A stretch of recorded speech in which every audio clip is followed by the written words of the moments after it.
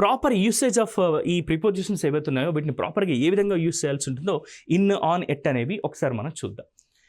ఎప్పుడైనా గుర్తుంచుకోండి, వీటిని మనం ప్లేస్ని గురించి కానీ టైంని గురించి కానీ తెలిపేటప్పుడు ఉపయోగిస్తాము. ఇన్, ఆన్, ఎట్ని గుర్తుంచుకోండి. ఇన్, ఆన్, ఎట్ అనేవి 2 విషయాలకు ఉపయోగిస్తాం. ఒకటి ప్లేస్ తెలపాల్సి వచ్చినప్పుడు, లేదా టైంని తెలపాల్సి వచ్చినప్పుడు మనం ఉపయోగిస్తాం. ఇన్ అంటేనేమో క్లోజ్డ్ ఏరియాలో, లో లేదా లోపల అనే మీనింగ్ వస్తుంది.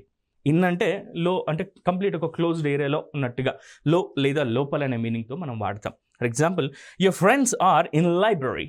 లైబ్రరీలో ఉన్నారు, గ్రంథాలయంలో నీ స్నేహితులు ఉన్నారు అంటున్నాం. కాబట్టి ఇన్ అనేది ఇక్కడ మనం ఉపయోగించాం. Next, we are in the school. మేము స్కూల్ లోపల ఉన్నాము, పాఠశాల లోపల ఉన్నాము అని చెప్పేసి యూస్ చేస్తున్నాం. ఆన్ అంటే ఏంటి? సర్ఫేస్ ఏరియా అంటాం. పైన లేదా మీద అనే మీనింగ్ వస్తుంది. పైన లేదా మీద అనే మీనింగ్ వస్తుంది. అందుకే వీటిని ఆన్ ఎప్పుడెప్పుడు ఉపయోగిస్తామంటే ప్రదేశాల దగ్గర చెప్పినప్పుడు కూడా పైన లేదా మీన అనే దాన్ని యూజ్ చేస్తాం.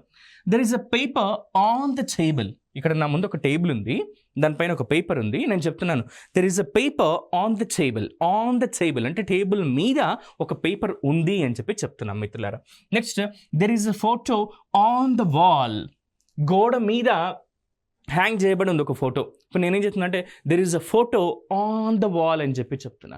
గోడ మీద లేదా గోడకు తగిలించుకున్న ఒక ఫోటో ఉంది కాబట్టి there is a photo on the wall అని చెప్పి యూజ్ చేయాలి.